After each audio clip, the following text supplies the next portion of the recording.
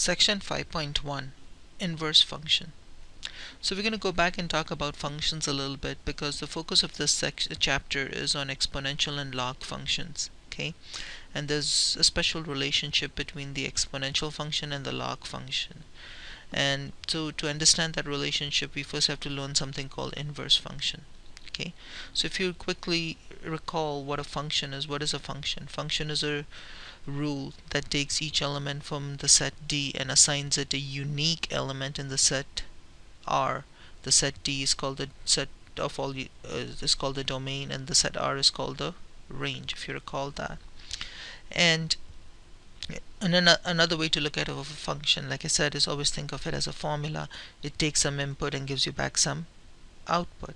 So let's take a look at two special functions. If you look at these two functions, I have two functions here, f of x, which is 1/3 x plus 2, and I have another function, g of x, which is 3x minus 6. Now I'm going to try to find the value of the function f at 6. So I'm going to take this function f and replace x with 6. So you get 1/3 times 6 plus 2. 3 goes into 6 twice, so we get 2 plus 2, and we get 4.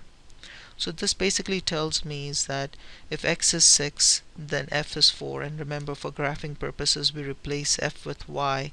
So you can think of this as this input-output relationship as an ordered pair. Okay, ordered pair is just basically a point. Okay, so now let's take a look at this function g and see what's special about it. If I take the output or the value of the function of f at 6, which is 4, and plug it into g, let's see what happens. So I'm going to replace x with 4 now. So we get 3 times 4 minus 6. We get 12 minus 6, 6. So you can see what happened here. Whatever output we had of f, and when we plug that into g, we actually got the input that caused that output in f. Okay, so in terms of a point, 4 is my input, 6 is my output now. So you can see the order of these points as reversed here. Okay, of this point has reversed. So now let's take a look at another value. So let's say if I replace x with -3, so I get 1/3 times -3 plus 2. 3 goes into -3 -1 times, so we get -1 plus 2, we get 1. So if the input is 3, the output is 1. So the value of the function at -3 is 1. Okay, now let's take this value and plug it into g again. The output, the value of the function at -3. So g of 1 is 3 times 1 minus 6. So we get 3 minus 6, we get -3. This was exactly the input that we started with in the function f.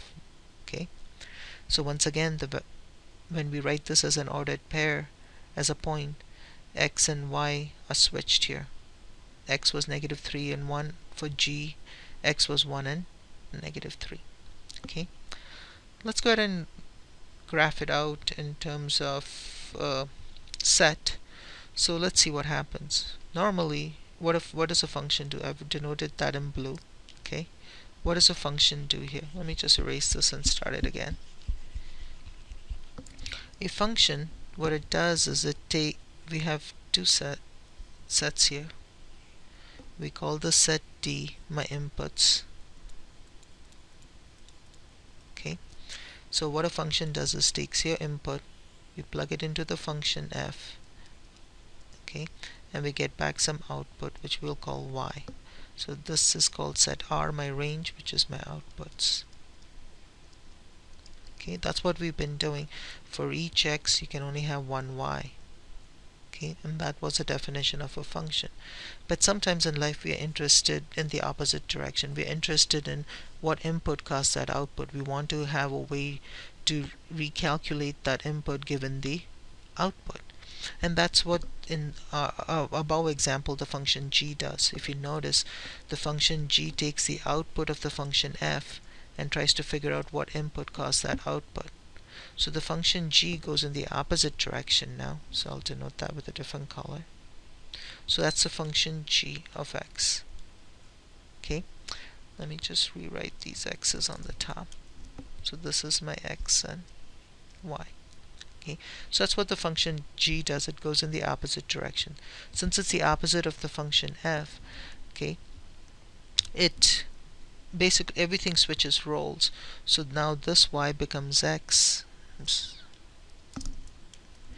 Okay, and this x becomes y because this becomes my input. Now this is my output for the function g. So this range now becomes the domain, so it becomes the inputs, and this domain becomes the range, so it becomes the outputs. So because everything switches roles, basically x and y switch roles here. Okay, so for the function g, that's what happens. And because this is the opposite of the function f, we have a special way to denote that with the -1. Okay, so g is denoted by f inverse of x. That's how we read that. Okay, so g is the inverse function of f. It does the opposite of f. So if f takes x and gives you y, then g will basically take that y, which we'll call x now because we are switching roles, and give you back that x, and we'll call that y because the inputs are called x and the outputs are called y here. Okay, I do want to point out one thing. F inverse of x, this is a negative exponent, is not equal to 1 over f of x. We can't just flip that f to the denominator, make that exponent positive. That's not true. Okay, so please don't do that. This is just a notation to represent an inverse function. So just remember that the inverse function does the opposite of a function. It's still a function, so it still has to satisfy the definition of a function, except it's satisfying the definition of a function in the opposite direction. So we're saying that for each input here, we should only have one output. So that still works. Okay. So before I go any further, let me show you something, just to prove to you. So let's say that if I have two sets here, let's say this is 2, -2, 1, and I have 4 and 1. So what does this do? This function is defined as this. It's going to take these values here and plug it into this function and get these values. So 2 maps to 4 because 2 squared is 4. -2 maps to 4 because -2 squared is 4. 1 maps to 1. Okay, so there's my function. It is a function. For each input we have only one output. For each x we only have one y. You can think of it that way. This is my domain, this is my range. Okay, now if I were to try to go back, okay, to find the inverse of this function, because I have a function, I want to find the inverse. So I want to go back this way. I want to find that function g that we just talked about. Okay, what is that? Or is it even possible to do that? In this case it's not, because if I were to change these arrows going the other way now, that's what the inverse function does, switches roles. There is no function that behaves that way, because it doesn't satisfy the definition of a function, because now this output of 4 becomes the input for g. So I'll circle it. Okay, for this input, how many outputs do I have now? 1 and 2. Can a function have 2 outputs for the same input? The uniqueness definition doesn't satisfy. So this function, which is a perfectly good function, a parabola, has no inverse. Okay, so this function has no inverse. So not every function has an inverse. So that's something I wanted to let you know up front. Okay, only some functions have inverse, and those are special functions. Like these two functions are special. Okay, because if I'm given this function, the inverse of this function is this. Or you can also think of it this way. If you're given this function, the inverse of this function is this. Okay, because one undoes what the other one does, basically. Okay, alright, so let's take a look at the definition of the inverse. So we say if the ordered pairs of a function g are the ordered pairs of a function f, okay, with the order of the coordinates reversed, and you can see that I showed you that over here. This was 6, 4, and this becomes 4, 6. Okay, reversed. Then g is the inverse of f and is denoted by this. We say g is the inverse of f and it's denoted by that. So that's the definition of an inverse function. Okay. Now I already proved to you not every function has a inverse. So how do we know a function has an inverse? How do we know going in that a certain function has a inverse? Okay, so that's the next question we want to answer. When does a function have a inverse? So a function f has an inverse if and only if, okay, f is 1 to 1. What if and only if basically means is that f has an inverse if f is 1 to 1, or if f is 1 to 1 then it has an inverse. So it basically means that this implication goes in both directions. If f has an inverse, it's 1 to 1, okay, and if f is 1 to 1 then it has an inverse, okay. Now let me go ahead and show you why this definition works. 1 to 1 basically means is for each x you have one y, and for each y you have one x. That's what it means. For each input you have one output, for each output you have one input. So let's take a look at an example. So let's say if I have a function like this, it's a parabola. So this is f of x is equal to x squared minus 1. This is negative 1, okay. Now first of all, let me prove to you that this is a function. Okay, now for something to be a function, for each x you can only have one y. Alright, so let's see if that is satisfied. The best way to check that is to just draw a vertical line. If the vertical line crosses the graph once, then it is a function. So for now, let's call this just a function equation of two variables. Okay, and once we realize that it is a function, we can replace y with f of x. So this is some just equation of two variables. So if I take a vertical line and draw it anywhere, and if that vertical line crosses the graph only once, then it is a function. So if I draw it there, it only crosses once. On the other hand, if I draw it here, it only crosses once. If I draw it here, it only crosses once. Okay, so it doesn't matter where I draw the vertical line, it's only going to cross that graph once. So then this is a function, so I can call this f of x is equal to x squared minus 1. Now let me show you why this is the case.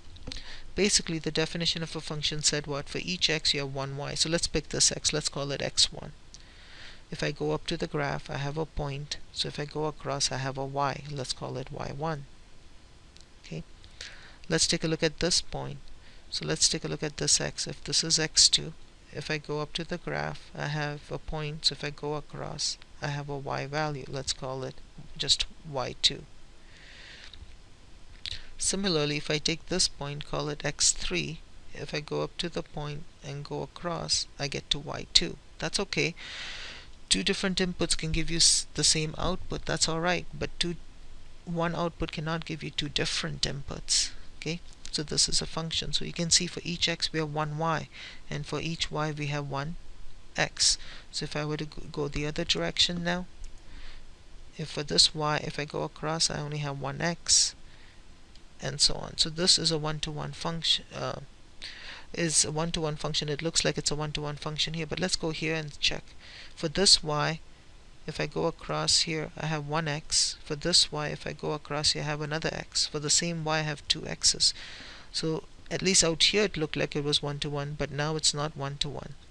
So you can see the best way to check to see if something is one-to-one, not only does the graph have to satisfy the vertical line test, but it also has to satisfy the horizontal line test.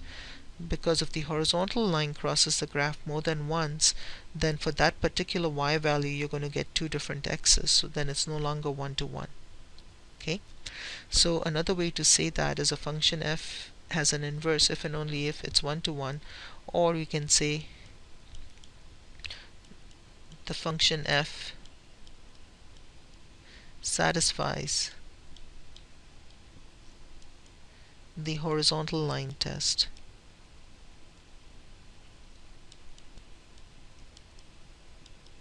That is, the horizontal line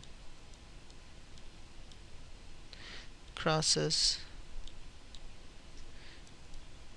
the graph only once. So that's another way we can check. So if you're given a graph and you want to check to see if that if you're given the graph of a function and you want to see if that function has an inverse, you just draw the horizontal line. If the horizontal line crosses the graph more than once, then it's not a one-to-one function and it doesn't have a inverse. Okay, so just keep that in mind. Okay, another way also to check, you can say a function has an inverse. That's one way. is if, okay, we can say if the function is always increasing or always decreasing. So if f is an increasing function, increasing means as you move from left to right the function's always going up, okay, is an increasing function, or a decreasing function, then f has an inverse.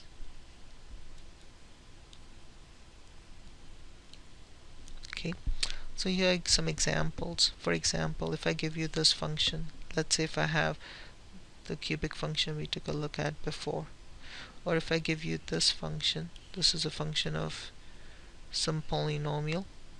Okay, if you look at these two functions, this function, as you go from left to right, this function's always going up, so it's an increasing function, so you know it has an inverse, and from this definition we can say it has an inverse. Okay, but let's also show that using the horizontal line test. If I draw a horizontal line, does that cross the graph only once? Sure, doesn't matter where I draw the horizontal line, it only crosses once, so it has a inverse. Okay, so this has an inverse. How about this function? It is a polynomial function. It's a graph of some polynomial. Okay, now it is not always increasing. As we go from left to right here, it is increasing. It's going up to this point. Then it's going down up to this point. Then it's going back up. So it's not always increasing. When a function is always increasing or always decreasing, then it has an inverse. So this function has no inverse, and you can see that from the horizontal line test. If I draw a horizontal line, it crosses that graph how many times? Quite a few times, depending upon where you draw it. If I draw it here, it only crosses once, but if I draw it any place else, it seems to cross the graph more than once. So you know it doesn't have a inverse. And again, explaining it using the definition, what this means is for this particular y value, let's call it y1, how many x's can I find? If I go across, I find a point on the graph. As soon as you find a point on the graph, it must have a corresponding x value. So let's say this is x1. If I go across, I find a point on the graph, there's another x value, let's call it x2. If I keep going across, another point, x3.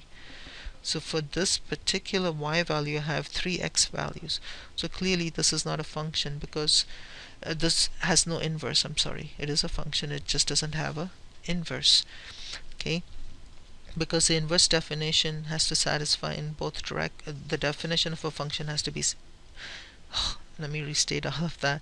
This is a graph of a function, and it doesn't have an inverse because it doesn't satisfy the definition of a function in both directions. Okay, that means for each x you should have one y only, and for each y you should have one x only. So it satisfies the definition of a function in the sense, like for this x I only have one y, for this x I only have one y, for this x I only have one y. It happens to be the same y, that's okay. But now when you try to think about the inverse, it doesn't work. For this y I have 3 different x's, so it doesn't satisfy that uniqueness definition. So it doesn't have an inverse. Okay,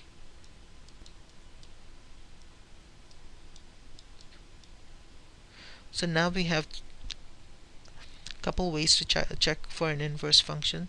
We can do the horizontal line test to see if a function has an inverse, or we can check to see if the function is either always increasing or always decreasing. Okay, so those are examples of checking for inverse functions. Okay, the next thing we want to do is then we want to learn how to graph inverse functions.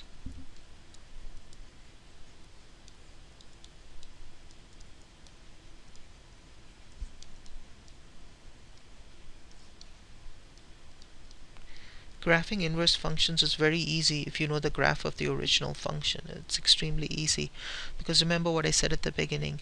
When we are talking about inverse functions, what happens? X and y switch roles, right? X becomes y and y becomes x. So x and y switch roles.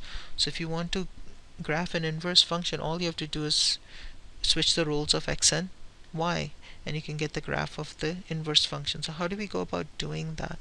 Let me write that down how we do that, and then I'll show you. Okay, to graph an inverse function, to graph f inverse of x given the graph of f of x. Okay, just flip the graph of f of x about the line y is equal to x. Okay, so let's take a look at what I mean by that. Okay. Let's say that I have a graph like this. I have some function like this. Okay, let's say this is 1, so this point really is 1 0. Okay, let's pick another point here just to kind of get the point across. So let's say this is 1, so this point here is 2 1, if this is 2. Okay, so this is my function y is equal to f of x, my function f of x. Now what happens when we when we try to find the inverse? X and y switch roles. Now the only place where that happens, when you think about it, if I have a line like this exactly diagonal, the graph of this line is x. So if I pick any point here, if this is 1, then because y is equal to x, so if x is 1, y is going to be 1. Okay, if x is 2, y is going to be 2. So you can see on this line we can easily switch roles of x and y. If this is y and this is x, I can switch roles because I can just go on this. This can become y and this can become x then along that line. Okay, so I can switch roles because x is equal to y on that line. So to graph the inverse, all we have to do is draw a diagonal. Okay, and then take this graph, the blue graph, and then flip it, reflect it over the diagonal line. Okay, so we draw the diagonal line, y is equal to x. Okay, and we flip this graph over, so this point which was 1 0 will become what? 0 1. This point that was 2 1 will become 1 2 because the roles will switch. Okay, so if this is 2, so we're looking for this point here, so this is 1 2. So you can see if I were to start this graph here, because it starts at 1 0, so now it'll start at 0 1 and it'll go like this. So this, again, it's not drawn to scale, but if it was, you would see that it actually, I wish I had drawn it to scale.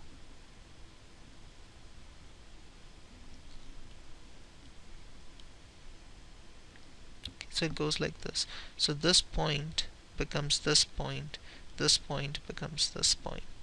So everything flips on the line y is equal to x. So you flip that. So this is the graph of f inverse of x. Okay, so you take the blue graph and just fold it over the line, over the yellow line. So you take the blue graph and just fold it over the yellow line and you get the inverse graph. Let me give you another example.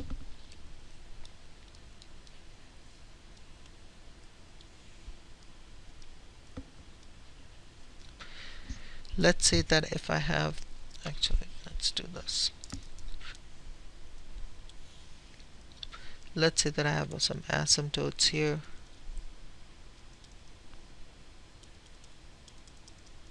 Okay, and I want to have a graph like this.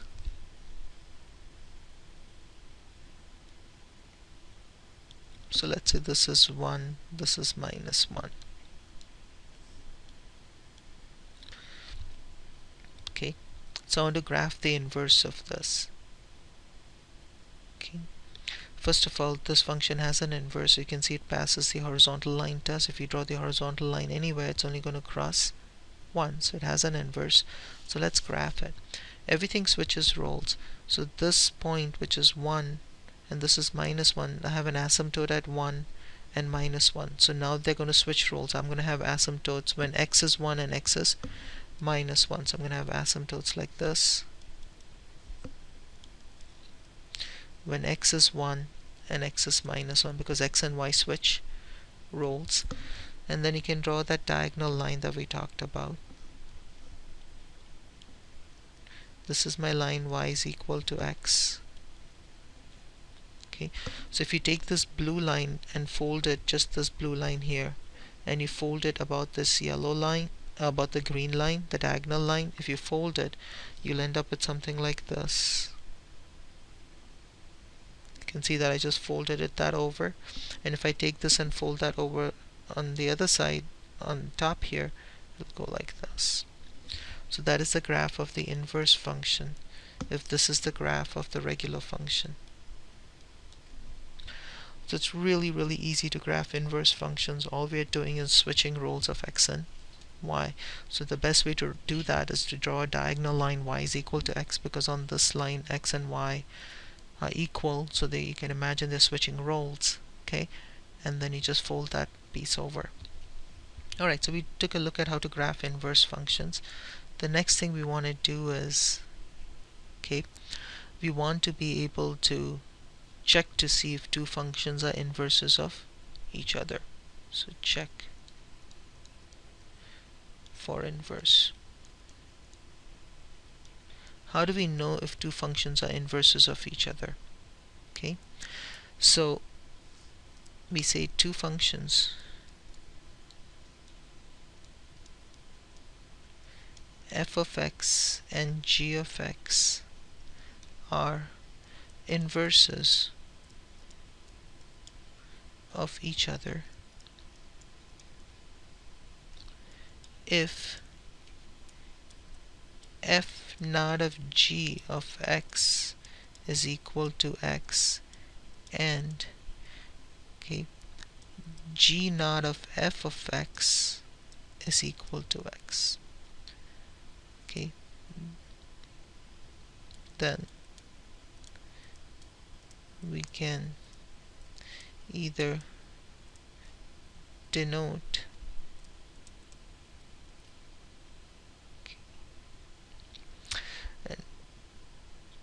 each other if, I should put if and only if. Okay, then we can either denote g as f inverse of x or f as g inverse of x, because they're inverses of each other.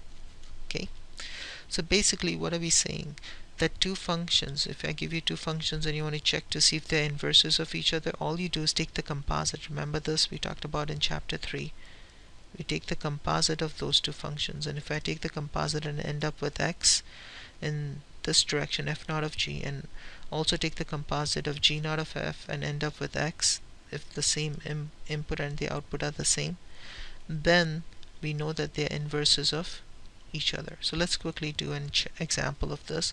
We'll take the two functions that we started with at the very beginning. We had f of x was 1/3 x plus 2, and g of x was 3x minus 6. So we want to check to see if these are inverses of each other. So let's start by taking f naught of g of x, okay, which, if you recall from chapter 3, means f of g of x. So in the function f, okay, I want to replace these x's with g of x, because that's what that means. Whatever is in here, you replace x with that. So I'm going to replace x with g. This x is going to get replaced with g of x. But what is g of x? 3x minus 6. So it's going to be 3x minus 6. And then I still have the plus 2. So I distribute here. So 3x divided by 3 is just x, minus 6 divided by 3 is 2, plus 2. The 2's cancel. So we get x. So that worked out fine. Now we also have to do it in the other direction. So let's take g naught of f of x, which means you take g of f of x. Okay, so in the function g, which happens to be this, I want to replace all the x's with f of x. What's in here? So I'm going to replace this x with f of x. So let's do that. So I have 3 times x. So x gets replaced with 1/3 x plus 2. And then I have a minus 6. You distribute. 3 times 1/3 is just 1, so we get x. 3 times 2 is 6 minus 6. The 6 is cancelled, so we get x. So in both cases we got x. So that tells me that I can either say that g is equal to f inverse of x, or we can say that f is equal to g inverse of x, because they are inverses of each other. So that's how you check to see if two functions are inverses of each other. If they give you those two functions, you can check by just doing that. Alright? The last thing we want to do in this section is find the inverse. We've talked about the inverse so much. How do we find it?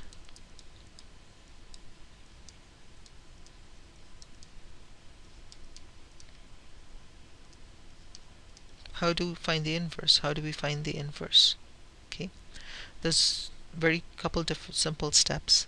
Okay, the first thing you want to do is you want to swap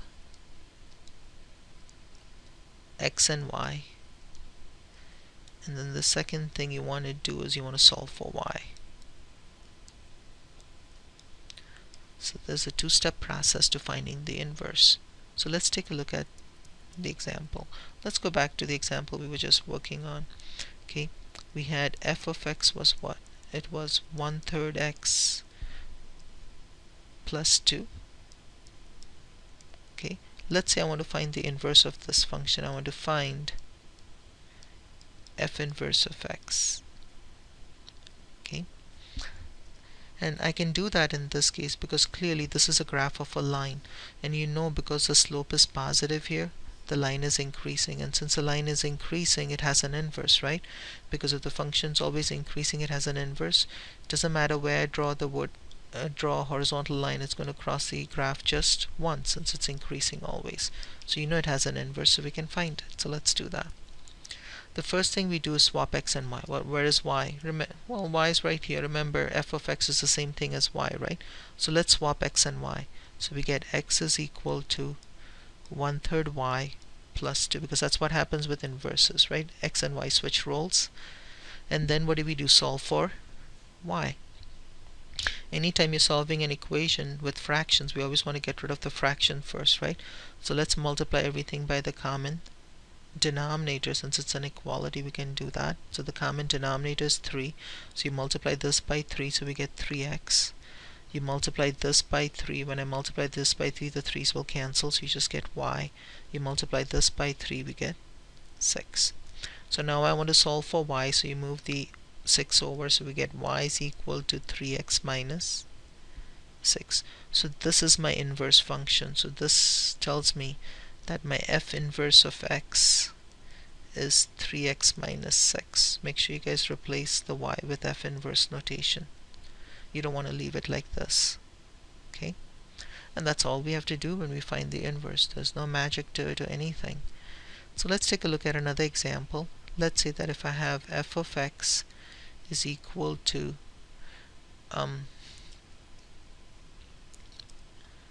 2x plus 1 over x plus 2, and they've told us that x cannot be negative 2. That makes sense, because if x is negative 2, you'll get division by 0.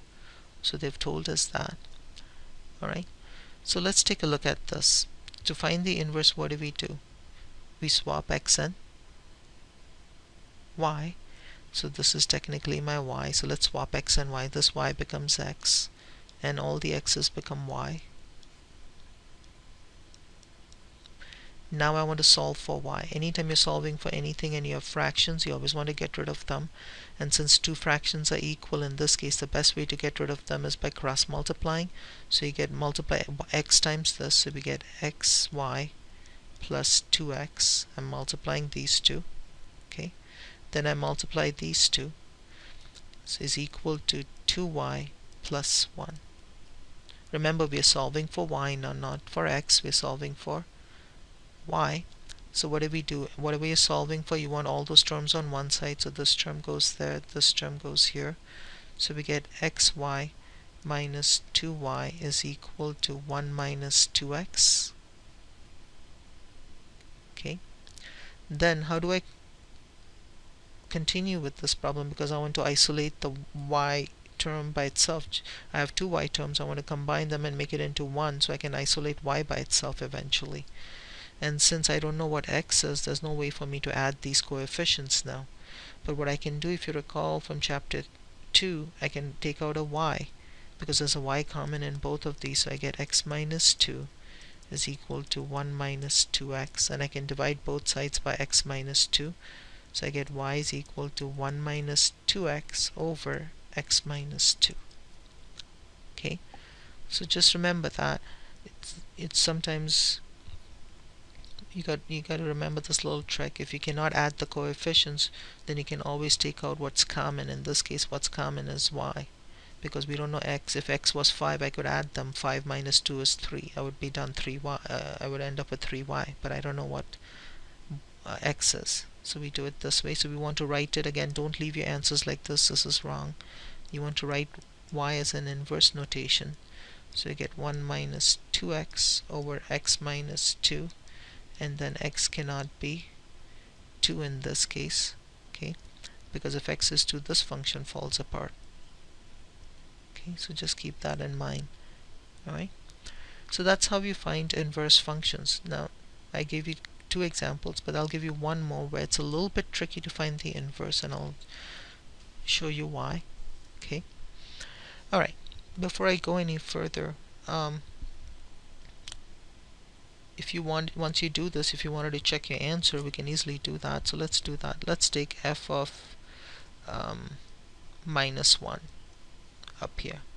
So we get what? 2 times minus 1 plus 1 over minus 1 plus 2.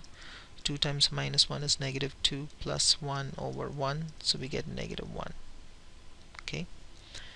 So now, in this case, it just so happened this input gave me the same output, but that is not always the case. Now to check to see if this is the inverse, if these two let me do a different number, because you might get a little confused because the input and the outputs are the same. How about minus 3? So we get 2 times minus 3 plus 1 over negative 3 plus 2. 2 times negative 3 is negative 6 plus 1 over negative 1. So you get negative 5 over negative 1. So we get 5. Okay.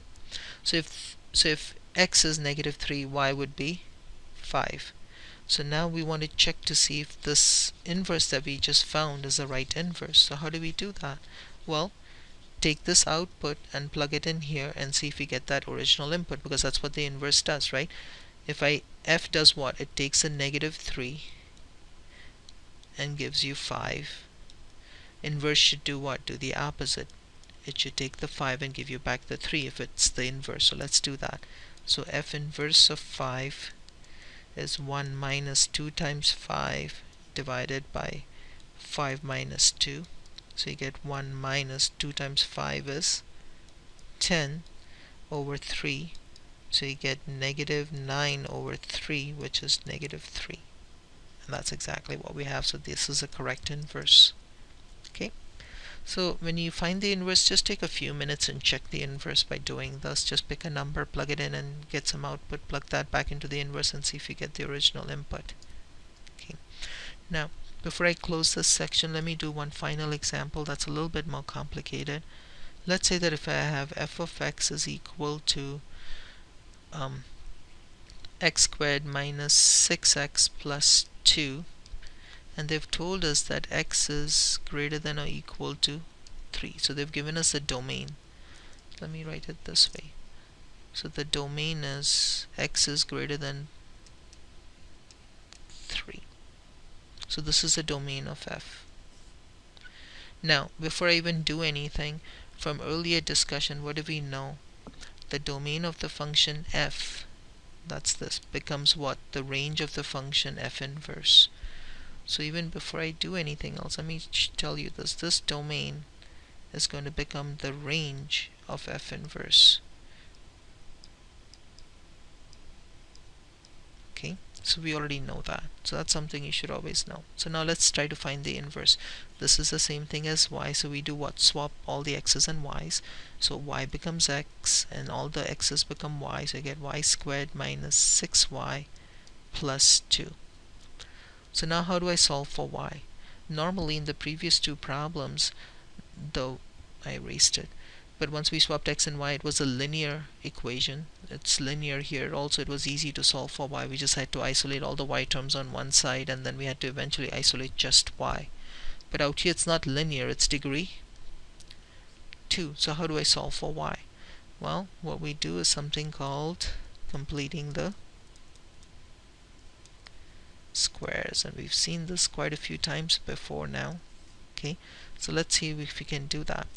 So we get x is equal to, and we're going to complete the squares for y, not for x but for y, because if I complete the squares for y, I'll end up with, instead of two y terms, I'll end up with just one y term, and that'll help me isolate y. Okay, so I get y squared minus 6y. So we're going to add what here? Negative 6 over 2 squared, and since we're adding it, we're also going to subtract it. I hope you guys remember that, and then the 2. So we get x is equal to y plus negative 6 over 2 the whole squared. That's how we write them, because these three terms now can be written as a square. And then this becomes negative 6 divided by 2 is negative 3. Negative 3 squared is 9, and there's a negative in the front, so it'll be 9 plus 2. So we get x is equal to y minus 3 squared, because negative 6 divided by 2 is negative 3 minus 7. Now I can solve for y easily, because technically I have a square. So I can move the 7 over, so I get y minus 3 squared is equal to x plus 7. Then to solve for y, y is inside the square, so I want to get rid of the square, because you can think of this as having square and a number, because x would be some number input. So you can think of having square and a number. Whenever we have square and a number, we take square roots on both sides. So let's do that. So we get y minus 3 is equal to plus or minus square root of x plus 7. And to solve for y, we move the 3 over. We get this. Now at this stage, this equation is not a function, because for this x, because of the plus or minus, I'm getting two y's. I can't have that. For each x, you can only have one y. So that tells me that this is not a function. To make it a function, I have to figure out which of these plus or minus should I use. Okay, and that comes from here. Remember, y is all your outputs, right? And r range is your outputs also. So what are we saying? My outputs are what? From 3 to infinite. If I use the minus sign, let me just show you. Let's say x was 2. I'm sorry. Let's say x was 11.